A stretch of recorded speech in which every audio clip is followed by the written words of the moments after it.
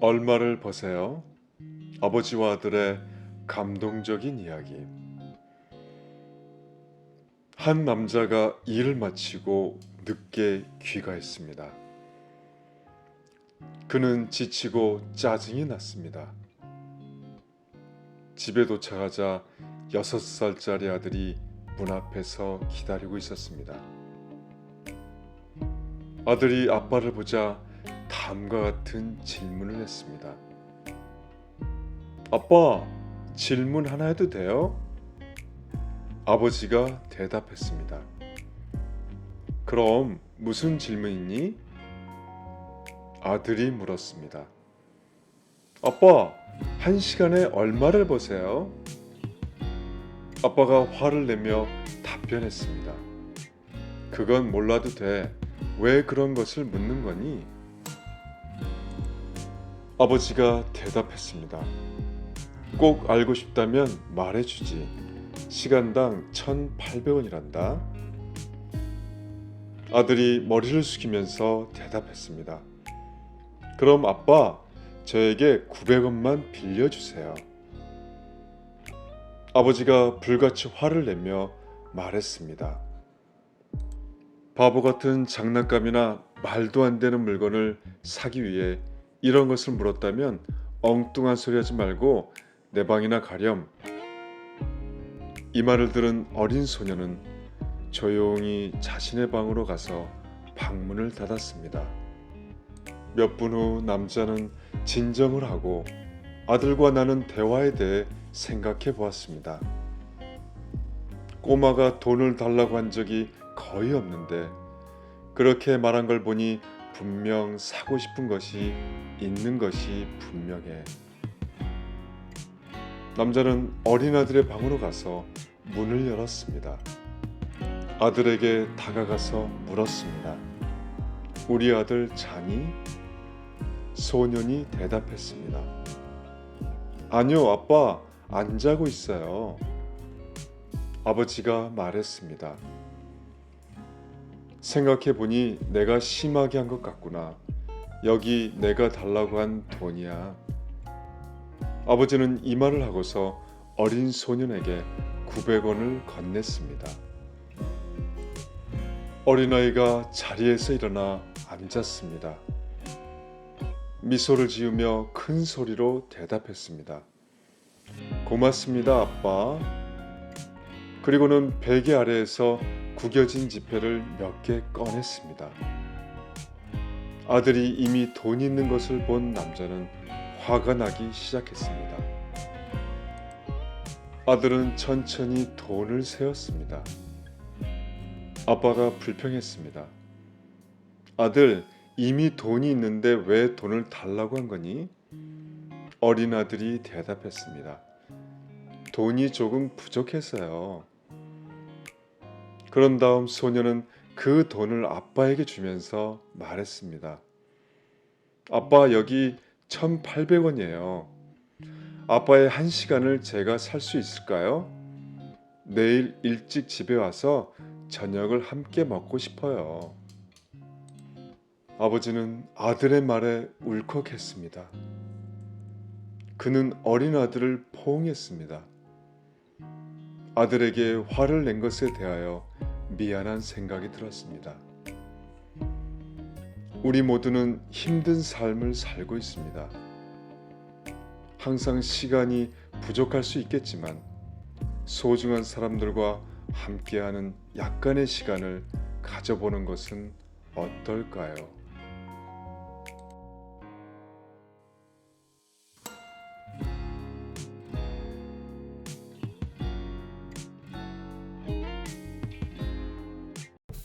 지켜줄게, 나도 너처럼. 김석훈. 부패한 시신이 발견된 집을 청소해달라는 의뢰를 받고 한 아파트에 도착했다. 더운 날씨 탓에 이마에는 땀이 송골송골했지만 죽음이 어린 현장은 늘 그렇듯 을씨년스럽고 조용했다. 조심스럽게 현관문을 열고 들어가는데 무언가 사사삭 하고 지나가 싱크대 속으로 들어간다. 갑작스러운 움직임에 놀라서 손전등으로 비춰보니 아주 작은 강아지가 떨고 있었다. 죽은 지 22일 만에 발견된 40대 남성은 외로운 마음에 강아지를 들인 모양이었다. 주변 분들 말로는 약주를 자주 드셨는데 안주 삼아 먹는 족발 뼈다귀는 늘 강아지 몫이었다고 한다. 현장에도 뼈다귀가 남아 있었는데 얼마나 배가 고팠으면 뼈가 닿을 정도로 싹싹 깨끗하게 핥아 먹었다. 집 한편에 놓인 좋은 사료부터 사람 음식 대신 냉장고를 차지한 강아지용 음식에서 녀석을 향한 망자의 사랑이 느껴졌다. 굶으며 주인의 죽음과 시신이 변해가는 모습을 꼼짝없이 지켜봤던 녀석은 많이 지친 상태였다. 어찌하나 고민하는데 옆집 아저씨가 매정한 소리를 늘어놓는다. 아이고 그놈의 개새끼 요새 시끄럽게 지저대고 얼른 쓰레기 봉투에 담아서 버리쇼.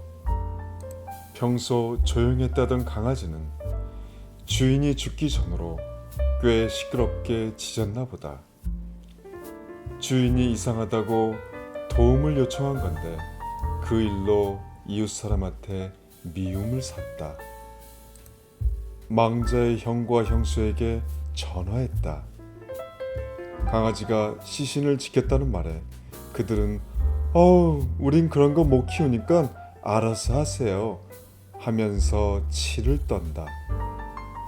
왕래 없이 산 이웃만도 못한 가족이니 더 그랬을지도 모른다. 동물 보호소에서도 받아주길 꺼리는 건 마찬가지였다. 더군다나 병원에서 확인해보니 녀석은 10살 넘는 노견, 미니핀이라는 개량된 종이라 체구가 작을 뿐이라고 했다. 나이가 많아 보호소에 가도 안락사 당한다는 말에 집으로 데려왔다. 딸아이는 녀석을 멍멍이라고 부르고 있다. 아주 통통해져서 이제는 그냥 미니핀처럼 보인다. 그 멍멍이가 주인에게 그랬듯 나도 녀석 곁을 지켜줄 작정이다.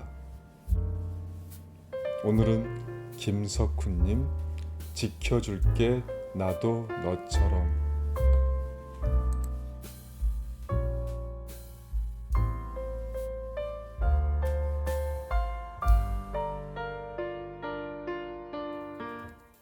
두 개의 일기장, 어느 부부의 감동적인 스토리. 결혼기념일 전날 저녁, 한 부부가 함께 앉아 차를 마시며 이야기를 나누었습니다. 세상 사람들 눈에는 이들은 완벽한 커플이었습니다. 이들 부부는 금실이 매우 좋았지만 세월이 흐르면서 서로에 대한 불만이 늘어가고 있었습니다. 이야기를 나누다가 아내가 한 가지 제안을 했습니다. 여보, 하고 싶은 말은 많지만 서로 시간이 충분하지 않아서 일기장 2개를 샀어요. 앞으로 1년 동안 서로에 대해 생각하는 바를 무엇이든 일기장에 적는 것은 어떨까요? 여보, 내년 오늘이 되면 서로의 일기장을 읽으면서 우리의 단점을 알게 되어 다시는 반복하지 않게 될 거예요. 남편은 좋은 생각이라며 동의하며 일기장을 가졌습니다. 곧 해가 지나고 다음해 결혼 기념일이 되었습니다. 부부는 일기장을 교환했습니다. 남편이 먼저 아내가 쓴 일기장을 읽기 시작했습니다. 첫 번째 페이지. 오늘 우리 결혼 기념일이지만 당신은 멋진 선물을 주지 않았어요. 두 번째 페이지. 저녁 식사를 위해 호텔에 데려가지 않았어요. 세 번째 페이지. 오늘 영화관에 가기로 약속했지만 피곤하다면서 가기를 거부했어요. 제 친척들이 왔지만 당신은 그들과 제대로 이야기를 나누지 않았어요. 오늘 한참 철진한 드레스를 사줬어요. 이와 같이 소소하지만 많은 불만 불평이 일기장에 빼곡히 기록되어 있었습니다. 일기장을 읽은 남편의 눈에는 눈물이 와락 쏟아졌습니다. 이제 아내가 남편의 일기장을 개봉했습니다. 첫 번째 페이지 공백, 두 번째 페이지 공백, 세 번째 페이지 공백. 50쪽, 60쪽을 넘겼지만 모두 공백이었습니다. 아내는 기분이 언짢아졌습니다. 여보, 이 작은 제 소원을 제대로 완수하지 못할 것이라 짐작은 했습니다. 저는 당신이 단점을 고칠 수 있도록 한 해 동안 열심히 노력하여 당신의 단점을 기록했어요. 당신은 고작 이 정도네요. 남편이 웃으면서 대답했습니다. 여보, 마지막 장에 모든 것이 있어요. 아내는 기대를 가지고 마지막 페이지를 열었습니다. 마지막 장에는 다음과 같은 내용이 적혀 있었습니다. 면전에서 아무리 당신에 대한 원망이 생겨도 오랫동안 당신이 나와 가족들에게 선사한 무한한 사랑 앞에서는 이 일기장에 기록할 만한 그러한 단점을 당신 안에서 보이지 않았소. 당신이 부족한 점이 없는 것은 아니지만 당신의 사랑과 헌신 그리고 희생은 이러한 모든 단점보다 우위에 있어요. 용서받을 수 없는 많은 실수를 하는 나를 당신은 인생의 매 단계에서 나의 그림자가 되어 나를 지지해 주었소. 어찌 내 그림자에게서 결점을 볼 수 있겠소. 일기장을 읽은 아내는 왈칵 울음을 터뜨렸습니다. 그녀는 남편 손에 있는 일기장을 가져다가 두 일기장을 모든 불평, 불만과 함께 불 속에 태웠습니다. 이들 두 분의 삶은 다시 신혼 때와 같이 사랑이 피어났습니다.